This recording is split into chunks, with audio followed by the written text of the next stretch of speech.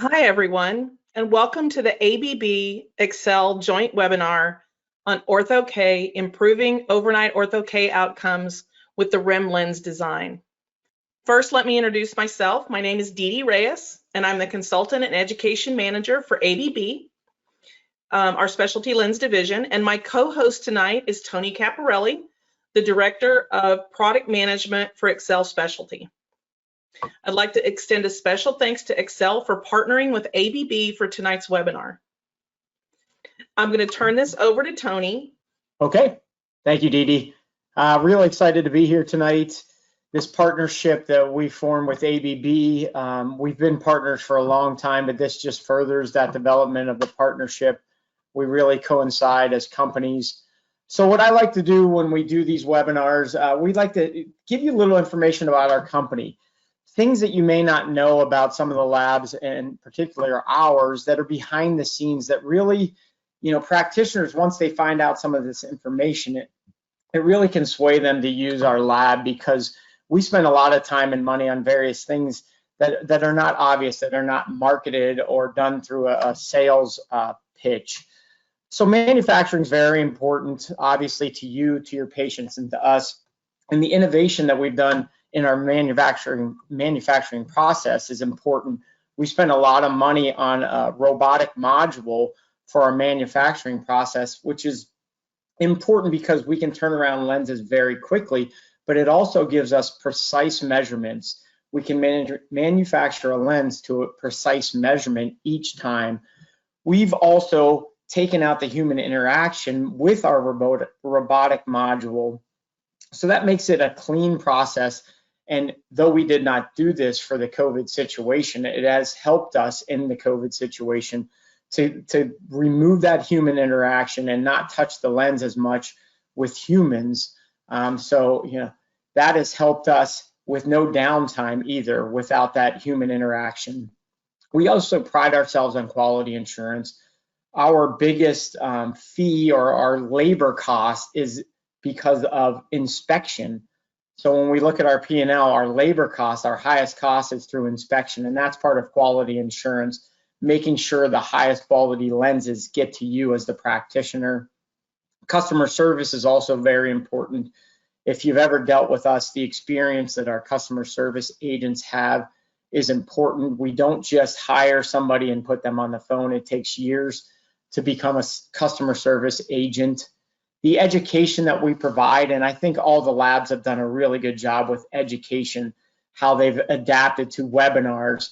But one of the things that we did a few years ago was try to get that interaction within an office. So we have IOFs as part of our education, which stands for in-office fit, where we actually have a consultant come to you and fit patients with you, train your staff, and learn about the design hands-on. And then wet labs, which are just bigger in-office fits with larger groups and several practices in one setting.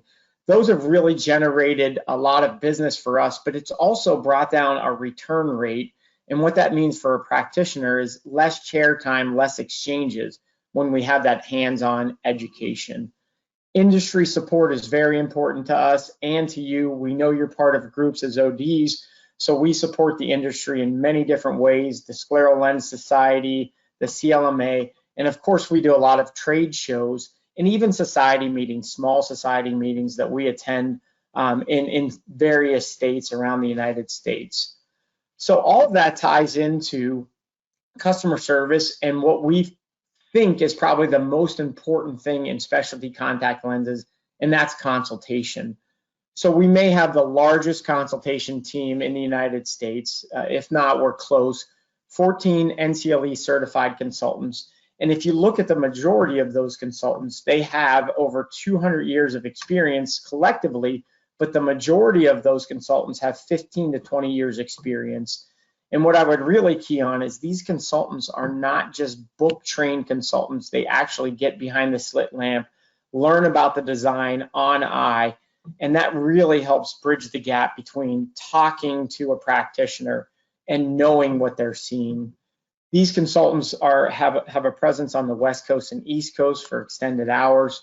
We know that an OD's job is not 9 to 5, especially when you're trying to talk to a consultant after hours or during lunch. And they're all connected through a voice over IP system.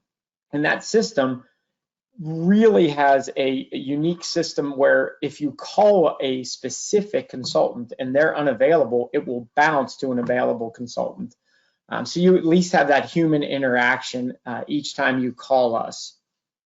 And then the other thing that we do is every year we go through business planning and we talk about things that we can provide practitioners to simplify the process with those practitioners.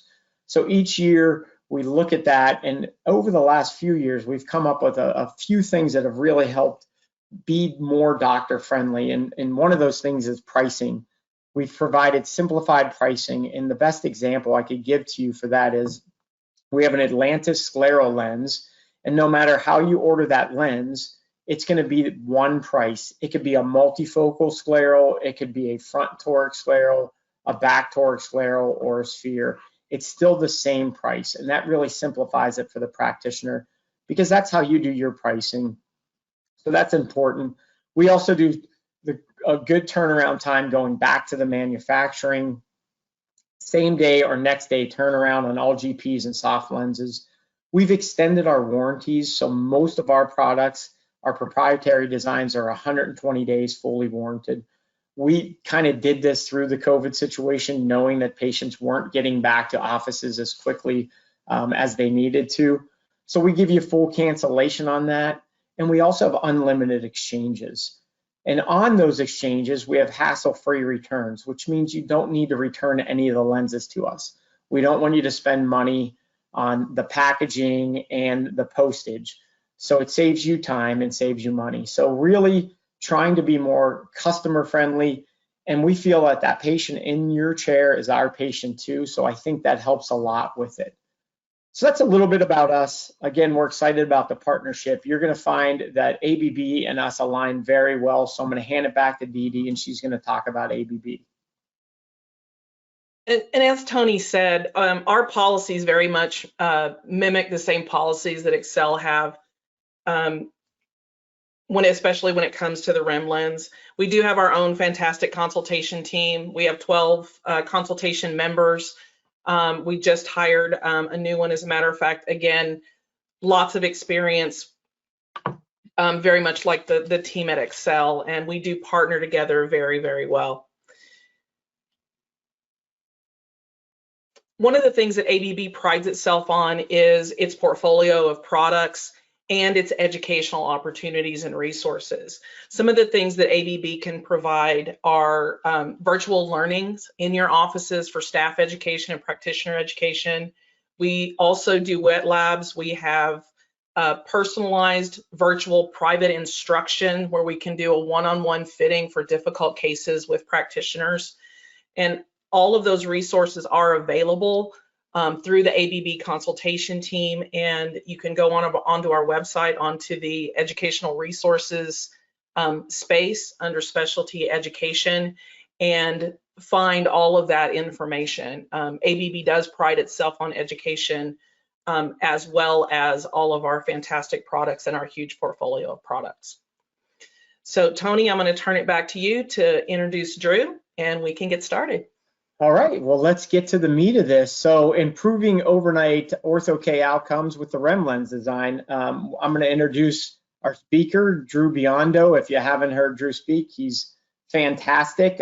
He's a part of the Scleral Lens Society also. He owns his own practice in Kirkwood Eye Associates, which is just outside of St. Louis. You know, Drew really specializes in irregular corneas and has been pursuing that since he graduated from UMSL. He's really well versed in our design, and he has a couple of great case studies. And once Drew is through, we'll come back with some offers from each of the companies through ABB and through X-Cel, and then we'll address some questions if you have them. So I'll hand it over to Drew. Thank you. Thanks, Tony. Thank you to ABB and X-Cel for hosting us tonight. Hopefully we can provide some quality education. We'll be talking about the REMLens, which is the new orthokeratology design from X-Cel Specialty Contacts. And I like talking about this lens because it's fun. It's it's kind of a classic X-Cel product in the sense that they offer it with a very straightforward, simple, easy to use fitting process, but at the same time, they've made it extremely customizable. So if you're new to OrthoK and you want kind of a plug and chug system, you enter your Ks, you enter your RX, and you get a lens that works the majority of the time, it can work for you. If you're somebody who likes to manipulate things and really become a perfectionist with your results, then it's probably the most manipulatable lens on the market at the moment. So that's fun. We'll talk a lot about it. It is under the Boston Orthokeratology, or BST, platform. That platform was approved back in 2004 by the FDA for overnight use a few years after CRT was. I think that's important, and I always remind patients of this. I'm sure if you're doing OrthoK now, if you've even just brought it up to patients of yours, you know that it's not the most well-known treatment system out there, and it's a strange word, and parents typically give you a strange look when you bring it up, and it does require a decent amount of chair time and education because it is something that's foreign to a vast majority of the population out there. That will probably change over the next few years here as myopia control continues to become more mainstream, but at the moment, it's still something most people haven't heard of. And when they haven't heard of it, obviously they're going to be somewhat apprehensive, and reminding parents or patients that this treatment has been around since the 70s, but it was FDA approved about 2 decades ago and has been used safely ever since, often helps to put them at ease. You know, I always tell parents the one risk that we have with OrthoK after 20 years of FDA approved data is the same risk as we have sleeping in any type of contact lens. And for that reason, practicing good hygiene and having the parents involved when young children are wearing these lenses in the hygiene is extremely important in preventing microbial keratitis, which is kind of the worst outcome with OrthoK. So as far as on-label indications go for the VST system, we can treat up to 5 diopters of myopia, up to a diopter and a half of cylinder. It's much more effective with the rule cylinder, a wide variety of base curves. And as we'll talk about in detail, that the REMLens utilizes a wide variety of diameter and optic zone options. It's currently available in the Boston EquiLens 2 material. That's approved for daily wear, extended wear, and overnight OrthoK. There's a few different systems people utilize. With OrthoK lenses, often the parameters of the eyes are very, very similar and can be difficult to distinguish with lensometry or a radioscope. So using different colors for these buttons can be extremely beneficial. A lot of people use red for the right and yellow for the left for obvious reasons. There was a shortage at one time with red buttons, and so we switched over to blue and green, where the second letter of the color indicates the eye that the child should put the lens in. So if they ever do get mixed up at home, or if they come into the office and are unsure, it's easy for the parents or the staff to differentiate the right and left lens. Just kind of a quick recap, how does orthokeratology work? We're going to be flattening the central cornea and effectively steepening the mid-peripheral cornea to create an oblate shape similar to that we find with LASIK and other forms of laser refractive surgery. Mainly what we're doing here is manipulating epithelium through a couple different mechanisms. One, we're probably displacing some epithelial cells from central cornea out to the peripheral cornea. We're also just kind of squeezing the contents of those epithelial cells, the organelles, the cytoplasm, through those gap junctions laterally out to the mid-periphery, where they'll bulk up and again create that nice flattened surface for us. If you kind of think about the thickness of the epithelium and what we're trying to achieve with orthokeratology, it really explains why OrthoK for patients minus 350 and less is relatively easy, and it gets a little bit more cumbersome, a little bit less predictable as we get into the higher myopes. And if you use kind of that standard LASIK equation that helps you calculate ablation depth for myopia treatment, we look at we need to flatten about 12 microns for every diopter of myopia, assuming about a 6 millimeter treatment zone. So knowing that the epithelium is 50 microns thick, really about 4 diopters or 48 microns that would equate to is as much as you can do to flatten out an epithelium, and really it's probably less than that. we are probably moving some stroma even in the mild cases, but the epithelium is mainly what we're redistributing. So when you get over that -350 and -4, I have conversations with patients and parents about, hey, we can do this. We will probably have some good results. There's a chance it might not be as stable. There's a chance we may have to tweak the lens a few times to get it where it needs to go. And we have less guarantee as far as what the visual outcome is going to be. That being said, one of my case reports will show somebody significantly higher than -350, in fact, about twice that, who corrected very effectively with the REMLens design. So again, we're flattening central cornea, steepening mid-peripheral cornea to correct myopia. I was just for legal reasons and liability reasons make a point to point out to parents that orthokeratology is FDA approved for the treatment of myopia. It does not have the FDA approval for myopia control or the slowing of axial length growth. Obviously, we know through a ton of research, a ton of data from all over the world, that OrthoK is a very effective myopia control device. But as far as FDA approval goes, what it's approved for is the correction of myopia. It doesn't change the safety or efficacy if you're using it in a more myopia control setting. But I do think that's important just to have that out there, and that is in our disclosure agreements that we have patients sign as well. There's a lot of press and a lot of advertising around, how orthokeratology can protect people's eyes in the future, and there is some validity to that. We know as people become more myopic, especially in that higher -6 and over category, the risk of things like retinal detachments increase precipitously. We know there's higher degrees of glaucoma, cataracts can form earlier, and really progressive myopia, we can have myopic macular degeneration, things of that nature.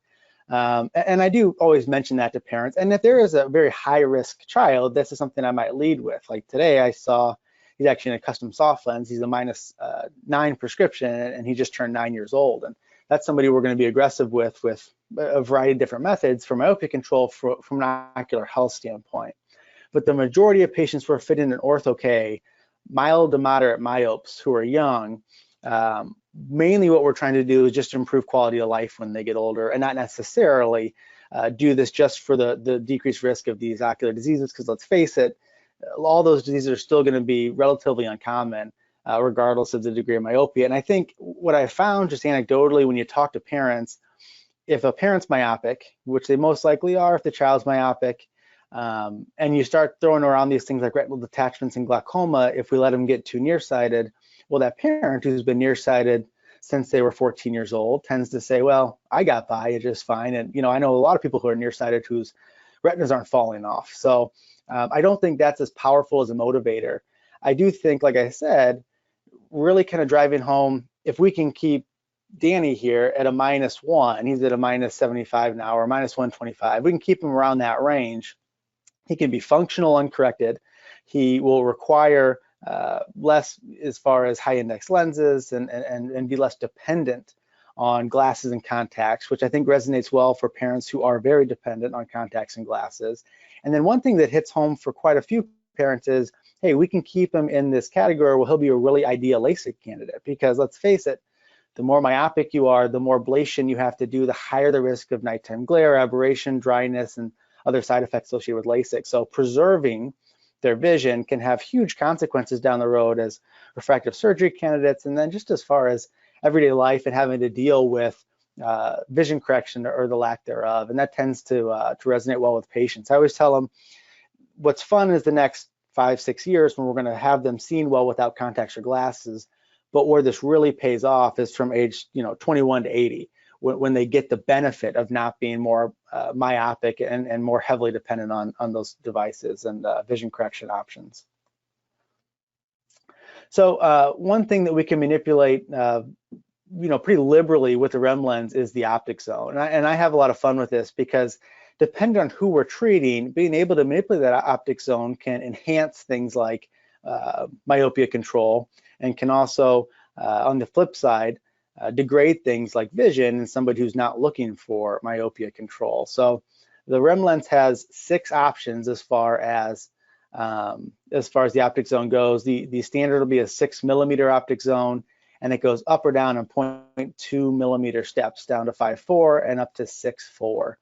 And this can be utilized in a lot of different ways. For children, I tend to trend a little bit smaller. I'll show you the next slide. You like that peripheral defocus ring to be, really about the 5 millimeter or in kind of cord length in order to maximize myopia control. And there's some pretty decent studies out there that show a much better axial length control in patients who had 5 millimeter or smaller peripheral defocus rings versus larger. So I like to err on the side of a little bit smaller. Children tend to be less bothered by the glare and aberration that comes with that. As long as they can see 20/20, they tend to be happy. That's one reason OrthoK is really a lot of fun, is because the kids just don't complain nearly as much as the adults do about the little things. If they can see and mom's happy, they're happy. On the flip side, if you're treating somebody in their 20s or 30s, night vision, glare, aberration, these things become more important, and moving into the larger optic zones can help minimize those unwanted side effects. A lot of this will be pupil dependent. There's no one size fits all. You have somebody with a very myotic pupil, you can stay with a standard 6 millimeter optic zone. Somebody with a very large pupil and blue eyes, we may go up to a 6.2 or 6.4. This can also come in handy for your early presbyopic patients. That peripheral defocus ring acts kind of like a center distance multifocal. And that makes sense because we use center distance multifocal contacts for myopia control as well. So what I'll do a lot of times is I'll put a little bit larger optic zone on the dominant eye, a smaller optic zone on the non-dominant eye, and try to get some near vision improvements in those early presbyopic patients. There's a limitation on how much near vision you're going to get out of this. You can also move to a modified monovision and undercorrect an eye if they desire more independence from over-the-counter readers or any kind of prescription glasses. So this is what I was talking about here. This is that peripheral defocus ring. This black circle here, if you can see my cursor, is the 5 millimeter cord length. So we're pretty much straddling that peripheral defocusing. That's pretty ideal for me. A little bit smaller would even be fine. Again, if you go too small, you're going to degrade vision, and the patients are going to know that, and the parents are going to see, because they always see how far down in the chart their child can read that day. But this is a pretty ideal diameter for peripheral defocusing on a myopia control patient. Another thing very customizable on the REMLens is the diameter option. There's 5 diameter options on the REMLens, and that's important because it allows you to have a wide range of diameter options, but also allows you to make small steps, because making large steps in diameter can sometimes throw off other parts of the fit. We're dealing with different portions of the cornea, and depending on things like eccentricity, when you really start increasing or decreasing diameter, dynamics of the fit can change, even though these do have independent zone manipulation abilities with all of the zones within this lens. If you affect diameter too much, sometimes that can become unpredictable. So the average cornea out there, 11.3 to 12.3 with HVID, 10.6 lens is going to be indicated.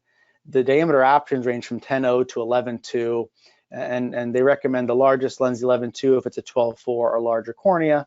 And then if it's under 11.2 millimeter cornea, then go with a 10.0 lens. This is very important, because if you have somebody with a small cornea and you put an average lens on them, it's just not going to seat right. If it doesn't seat right, it's not going to applanate right, and we're not going to get proper treatment. So taking good visible iris diameter measurements, usually this is done with your topographer, is very, very important in making sure we get first fit success with the REMLens. So as far as evaluating the patient initially, there's not a whole lot of surprises here. Obviously, we want to do a very accurate refraction. If you're not sure and the refraction is kind of mushy, cycle them. Some people like to cycle all of their patients before orthokeratology. I like to think I've gotten to the point where I can kind of pick out a pseudomyope just through the accuracy of their manifest refraction. But if I'm ever unsure at all, or if it's been a big change or something more than I'd expect, we'll cycle them in the office that day. But an accurate refraction, obviously slit lamp evaluation to make sure there's nothing that contraindicates the patient. And then you want to do obviously keratometry. I highly recommend utilizing the keratometry readings from your OrthoK as opposed to placido disc topographer that's more tear film dependent. Any placido disc topographer you'll find is going to show you very different readings with a good tear film versus a bad tear film. And for some patients that can vary blink to blink. Kids tend to have good tear films, but there's still some unpredictability there. And I think it's more accurate to use an autorefractor. If you have a Penacam, that's what we use, and you're using shine fluid imaging, that tends to be very accurate because it is tear film independent. One way you can kind of check your work, if you do Auto-Ks, have your technician do a topography after that and make sure your Auto-Ks pretty much match your topography. If they don't, redo the topography with an artificial tear in there and try to get more accurate results until those two numbers correlate. But Auto-Ks tend to be more reliable than topographic Ks, especially again with placidodisc topographers. You still do need corneal topography. You need to be able to analyze if there's astigmatism on the cornea that's maybe not showing up in the refraction, because while that doesn't affect the optic of the lens, it can affect the stabilization zone, or how we fit the lens so it stabilizes on the eye. You just want to rule out pathology like risk of keratoconus, which would be a contraindication for orthokeratology wear. Corneal eccentricity values and obviously visible iris diameter are also very helpful in determining lens parameters and can really benefit first fit success rates. So with the REMLens, just like with all other OrthoK designs, we have 4 zones: the treatment zone in the center that'll applanate and flatten the central cornea, the reservoir zone in the mid periphery, then the stabilization zone. That's actually the first zone to contact the cornea. There's a very, very thin tear layer underneath that treatment zone, too small to be picked up with a slit lamp, 10 to 15 microns thick. So the stabilization zone is actually where the contact rests on the eye, and therefore that's what we utilize for alignment. And then unique to the REMLens is the dynamic profile, dynamic edge profile zone, which we'll talk about in a second.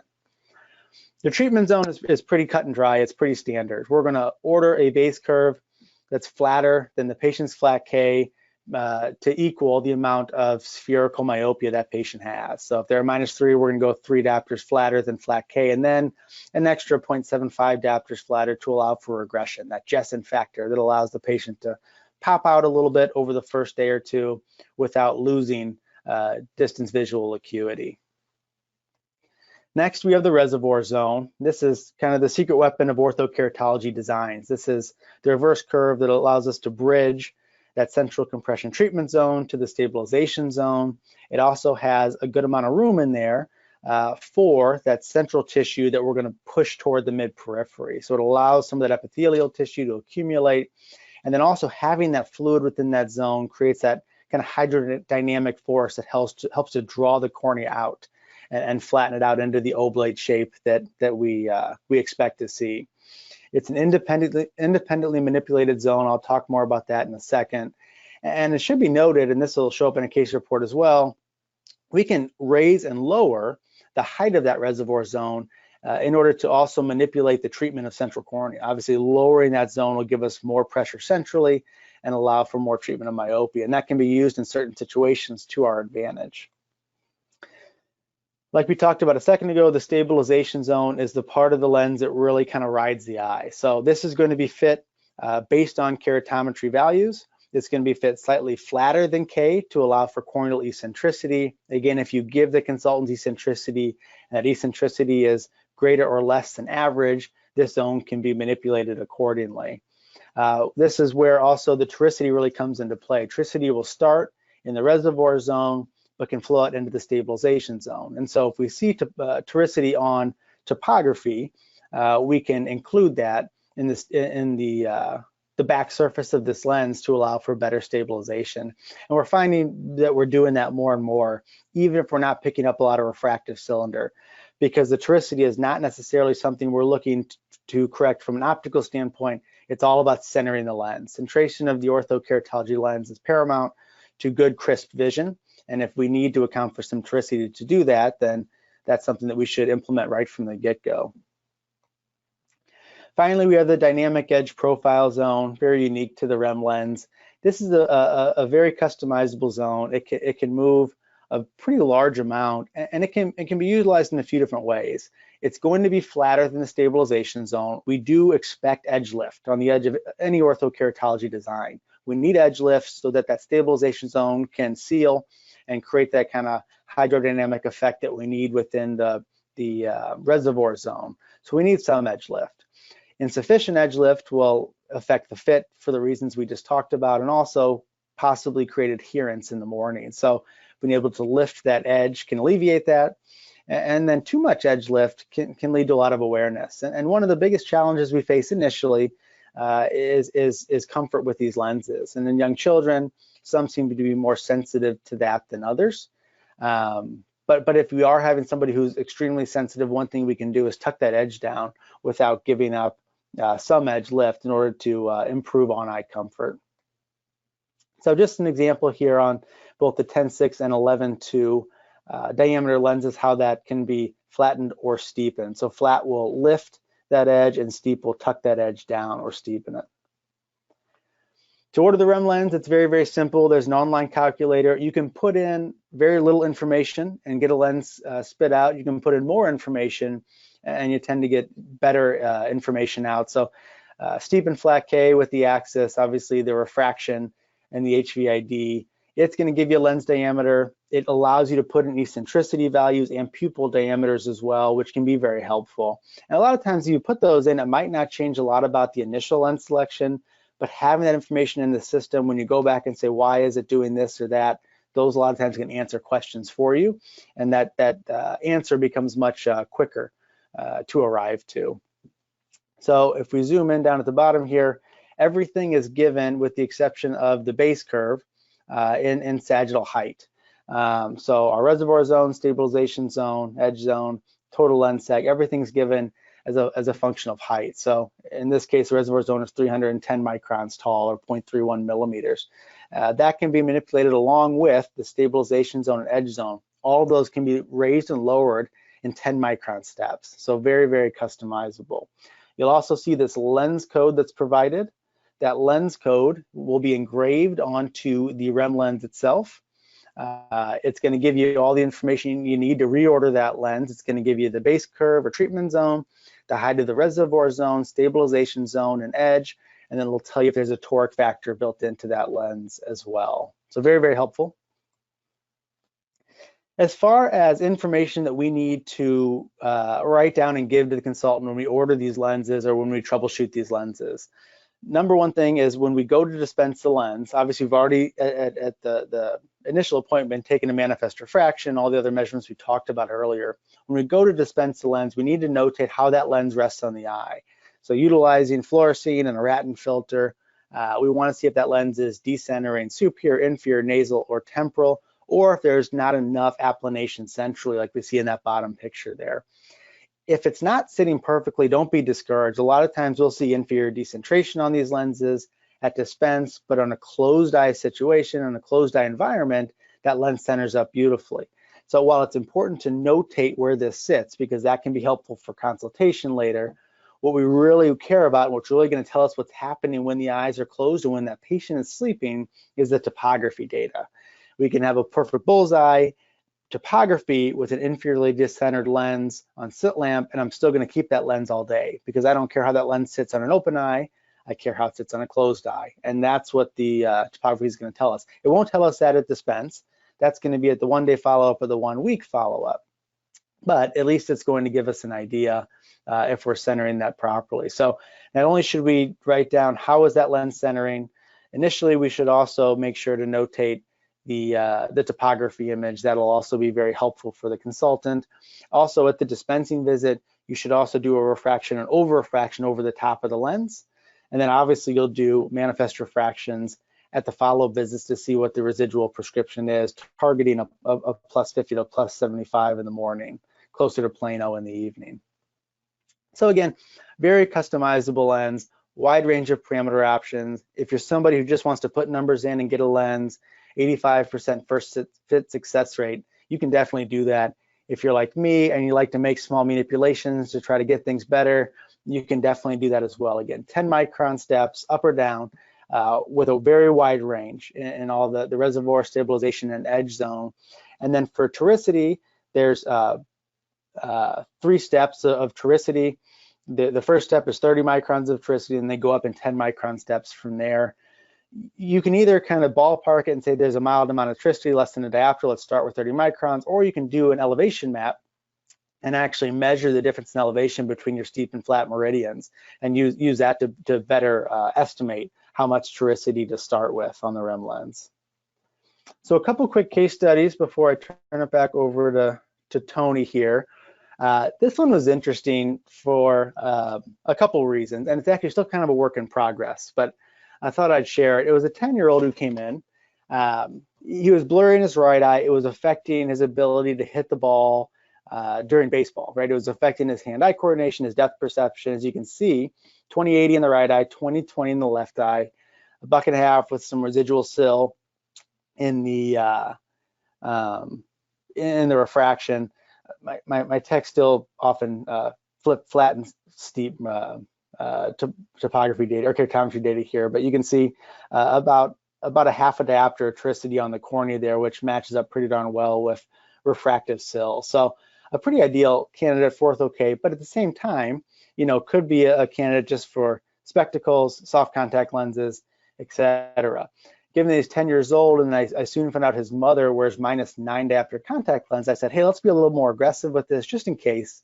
We probably would have seen some more myopia by your age if you were on that course, but better safe than sorry. Let's use some myopia control.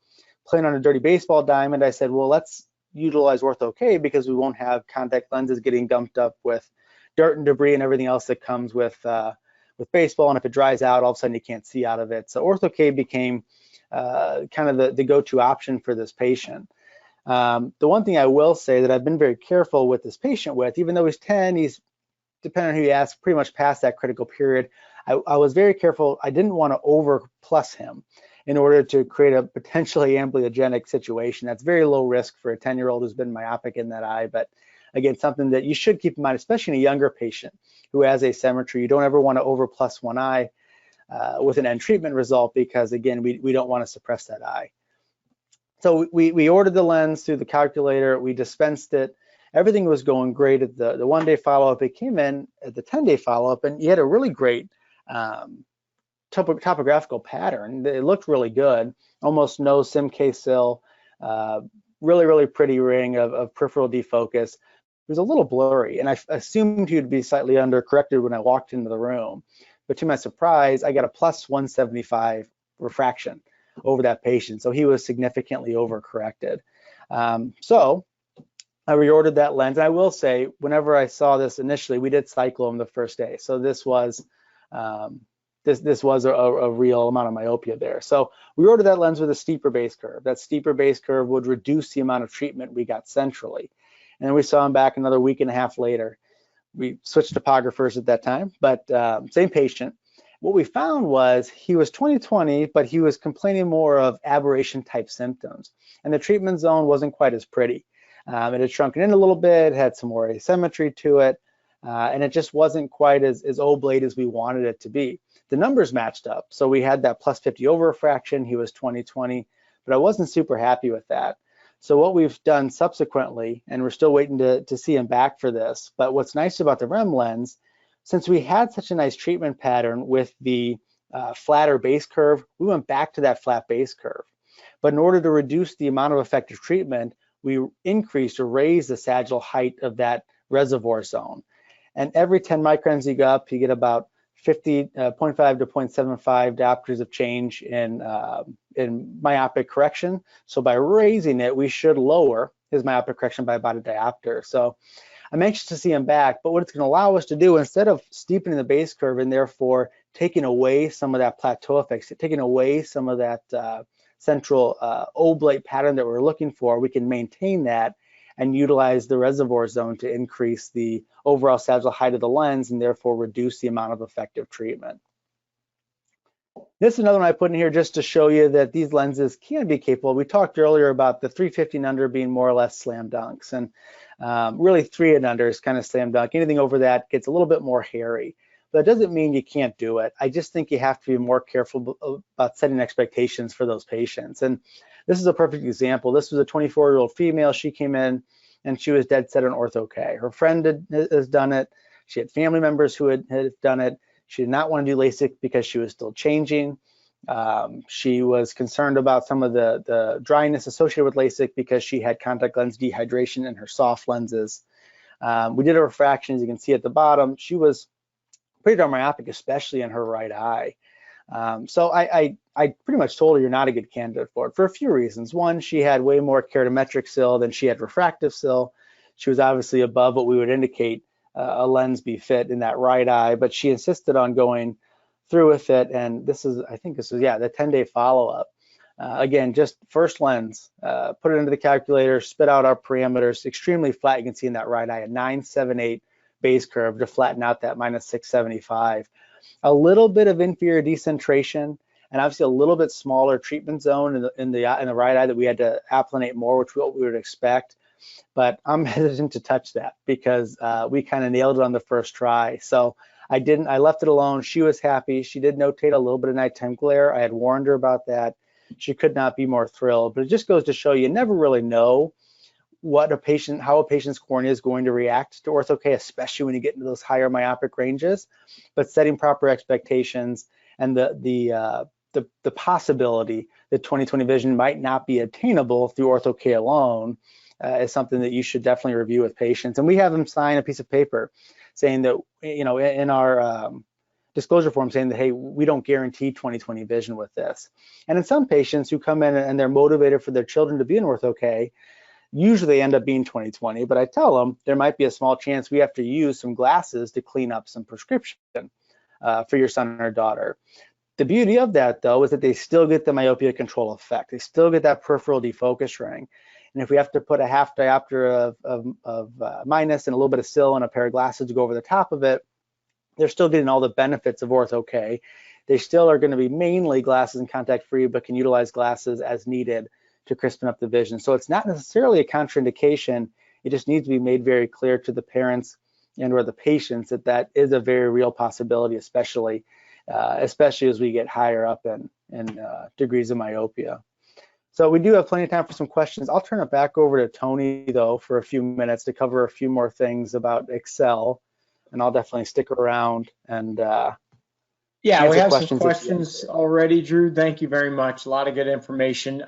Do you charge more if you get them to 20/20?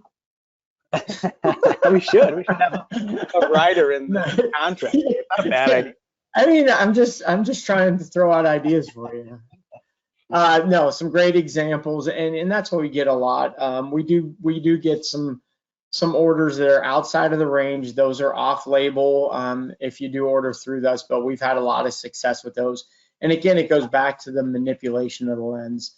And a lot of designs are from 20 years ago, and we learned from those designs, and we found out what could help be more successful with the higher myopes. So keep that in mind. The marketing message that we always have an approach to is simplistic fitting approach. We don't want to make it too simple, but we want to make it simple enough that if you're not doing this every day or 3 or 4 times a week, it is simple enough to bring that approach into your practice through the manipulation of the zones and the even manipulation through that.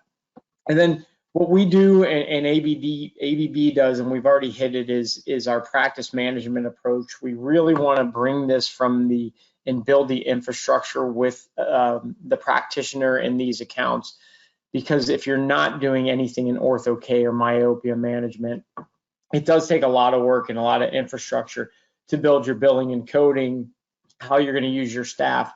Drew hit on it a lot, how he communicates with the parents or the patient. And I think that's very important. So when we look at that, it is one of the things that we really want to build that infrastructure with you first, and then go on to the fitting and the design of the lens through customer service consultation.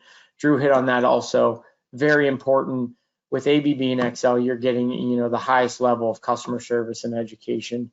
He talked about our online ordering portal, which is new. We like that. It's almost like a consultative tool. I know a lot of labs are going with more of an online where you can go through a consultation without really communicating with the human. We prefer that back and forth with the practitioner. So, and we are also developing a data portal which will store the patient information for the practitioner, so you can see the progression of that patient throughout a number of years. So some of the programs that we're working on, if you go onto our website, you can get certified If you just go into xcelspecialtycontacts.com, or actually the direct link with REMLens, Get Certified, either will work. So you can do the certification for there. And then once you're certified and you start ordering lenses through us, one of the programs we're running is when you buy a pair, you get half off the second pair. So again, we need you to get certified first. And once you do that, then we'll set you up with your account. We'll have communication to you. The certification, even if you're certified in another design, you still have to get certified in this design. We do make it a little simpler for you with that, where we can communicate that or have a webinar to do a certification process. So going back to the offer, if you want to slide that, you'll get a certification, unique number. That'll be your unique number forever. That's through ABB or through us. Then you can use that and get your exclusive offer. Buy one pair of REMLens, get your second pair 50% off. And then another program that we've started is called Feed Your Mind. So this goes back to the education aspect of everything. We have 3 virtual courses that are done through webinars. So it can be as simple as a basic training session and a certification process, or a more advanced basic fitting, more into the design and advancing that as another course, and then the practice management side. So we offer all 3 of these virtually. And again, you can see the descriptions there or contact us directly for more information on that. We provide this for you and your staff. You can do it as a lunch, a dinner, a breakfast. We'll provide you the meal. We'll take care of it and get it all delivered to you to do this virtual event. And then we also offer in-person. I alluded to it earlier. It is one of those things that's really important to us. So we come into your office and do the fitting with you and your staff and do that training, not in a virtual sense, but live sense, to perform that training. And it really helps, again, with reducing that chair time, getting to know the design inside and out, and helping with exchanges. So that's a little bit on the programs we have. I'm going to hand it to DeDe, and then we'll address some questions. Thanks, Tony. I appreciate that. We also have something very similar. We are offering the same 50% off offer that X-Cel is offering. We do mirror that quite a lot. We also have some other specialty education or virtual education in the office that can be done not only with practitioners but with staff as well. We can look into our product catalog, which has a number of our products, including all of our Ortho-K products, the lenses that we manufacture and distribute, as well as sclerals, gas perm, and custom soft lenses. We have a piece called Getting Started with Specialty Lenses. It's an educational piece that does training on getting started in the business of specialty lenses. We have cost expectations. We talk about building the business, how to use specialty lenses to build your business.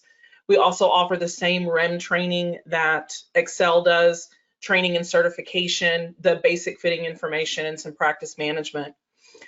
In addition, we have our basic troubleshooting for product-specific products. We do scleral training, RGP education, and we even have some business building tools that we utilize in those troubleshooting issues. One of the things that we're very unique in is our staff training education.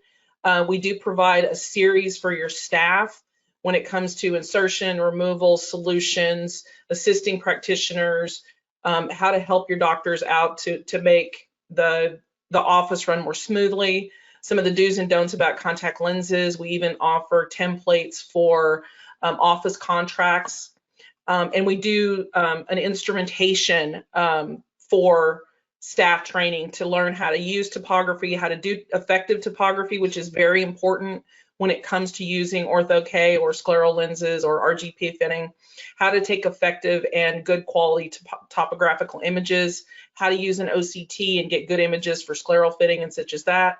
And we also do a section on slit lamp photography. So we can provide all of those things in our virtual education pieces.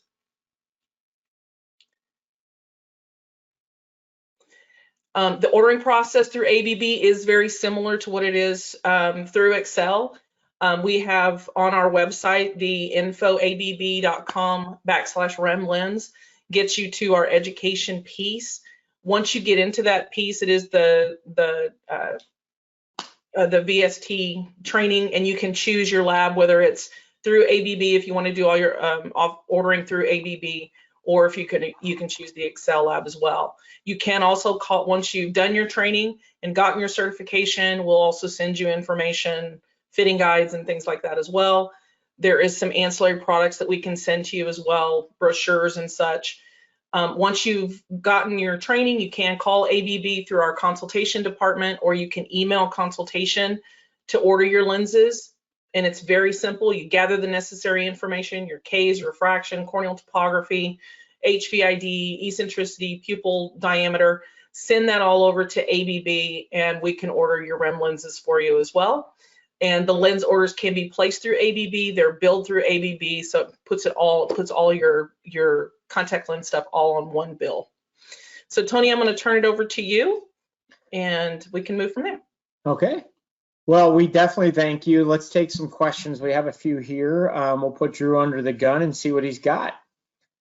So first one is, Drew, what is your approach to consultation and why using consultation? Probably in the sense that, do you just send in the information and let them take care of it? Do you speak with them? Yeah, I almost always like to talk to them. If it's a pretty cut and dry case, I'll just send it in. But for the most part, if there's anything I'm not sure about, it's nice to have somebody who specializes in that product and get some feedback as far as recommendations, as which zone to manipulate, how much to do. I think those things are much more experience-based than anything else. So it's nice to have them, and especially on a product that has so many different factors that can be changed at any one time. You don't want to overcomplicate things. And I think consultants usually have a pretty good flow as far as what to work through in order to get the best results with the least amount of risk. Yeah, what I say to practitioners is they're doing this, 50 times a day. So leave it up to them, and they can make the changes. So, okay, good. So on follow-up, how quickly do you schedule a patient after ordering a lens? And then what is your follow-up schedule? And then there's a third part is, do you recommend a spare pair? Yeah, so we call and schedule patients usually once the lens arrives, unless they need like a Saturday and we know we're booked out Saturdays for a month or two. So once the lens arrives, we call them, set up both their dispensing visit and then their initial follow-up visit, which will be usually between 1 and 4 days later, depending how weekends lie and how confident we are the patient's going to be successful with the lens. So if you're concerned about success, or if they're going to have issues, we'll definitely get them back the next morning, have them wear the lens in, do that very classic kind of Ortho-K follow-up schedule. If they're rocking and rolling and the parents are contact lens wearers and everything was pretty easy, we may give them a few days just to really kind of get a better idea of what the treatment's going to be like, and see if they can come in and actually see in 2020, which tends to be more exciting for the patients and the parents. Yep. Spare lenses, I think, are a good idea. A lot of places do include them in the initial fitting cost of the product. I think that's a good idea. It gets a little hairy when if you get a year out of a lens and then they have a spare pair they haven't opened, but maybe they had a change and we need to flatten the lens a little bit more, whatever the case might be. I usually recommend buying a spare pair the first year. And again, a lot of times we just include that in the price. And then after that, using your previous lens as a spare lens moving forward. Okay. And I know we both, ABB and us, both provide a spare lens discount. A couple more. How quickly can you expect full correction? So I'm assuming, or I know it varies, but what's your kind of regimen with that? Yeah, obviously you're right. It varies depending on the amount of myopia and then the dynamics of the patient's cornea. But for say patients minus 250 and under, I expect them to be in the morning when they come in 20/20 by day 2 or 3, and that may not last all day. I always, under promise over deliver though. I usually tell patients they'll see okay in the morning, and assuming we're treating patients, -4 and under for the most part, in kids, that's mainly what we do. I just say whenever you get blurry, put your glasses on. And they may be overcorrected, but most kids who are not wearing glasses are plus 150 hyperopes that, are walking around comfortable all day. And so if these patients are overcorrected by adapter for a day or two while they adapt to the lenses, no big deal. So realistically, a couple days before they're having clear vision in the morning, a few more days before it lasts all day. I always tell patients by the end of the first week, you should have pretty clear vision all day. And nighttime vision and glare can continue to improve over the first month. Okay. Dr. Biondo, what's the highest RX that you've been able to correct with REMLens, off-label, of course? I think it's that minus 675 with REMLens. I've done a few in the past, a little bit higher than that. I love orthokeratology as a myopia control device. I'm not a huge orthokeratologist for just the correction of myopia in older patients. So ideally, you're catching these kids young at relatively low levels of myopia. But if the patient's motivated and they understand, the risks of an imperfect treatment, I'm happy to go higher. And I can say that, again, there's other factors. If I've got a 42 flat K and 8 diopters, that's probably not going to work very well. But if it's a little steeper, we've had some success with that. And in fact, I had a 775 today that we're working on. And you may get to a point where it has flattened and it's the old Ortho-K where you may have to use another lens in that sense. So good question. We always get the billing question. So how did you set up your billing for the Ortho-K or myopia management, and how's that ongoing? Yeah. And so I think there's 3 ways that the practice tend to set these up, and there really is no right or wrong. One way is everything's kind of a la carte. You have initial fitting fee that covers your visits. You have the lenses that the patient buys individually, and then any additional follow-ups after 3 months have an out-of-pocket cost as well. That's kind of the a la carte model, and that can range. Upfront fit fees without lenses can start at $500, can go up to $5,000. It just kind of depends on your comfort level. The second option is you charge a very large global fee up front, and that can take care of sometimes even the entire duration of treatment, as long as the patient's in the lens are up to 18 years old. So you charge a very large amount, and that covers all fit, follow-up, and lenses for however many years it takes to get to 18. The last one, which I think is gaining traction, is what I call the orthodontic model. And with that, it's a monthly fee. There's a little bit of upfront costs to cover insertion removal training, second pair, things like that. But then after that, it's a flat monthly fee. And that's what we utilize, where we keep a credit card in our system. It auto bills them on the same day every month. And that covers fit and follow-up and lenses for the duration of treatment, if they're in it for 10 years, so they're in it for 5 years. Good. What I like about, or even the second model with one large global fee, is the difficult thing with Ortho-K starts to become, when we used to do an a la carte model, at the end of each year when the patient really should be replacing that lens, you can get some pushback on the parent wanting to buy a new lens or not. With the second 2 models, we're going to replace the lens once a year at minimum for them, and if they change, we'll replace it more than once a year. But they've already paid the fee and paid into that, and there's no more, should we get a new one, did we change enough, is the lens in good shape?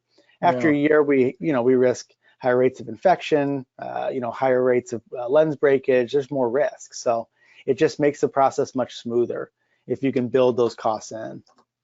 Okay. Well, I think we're at our time limit. For DeDe and myself and Drew, we thank you for attending. You can contact us. Obviously, we've left that up for a little while through email, phone, or our websites. Thank you.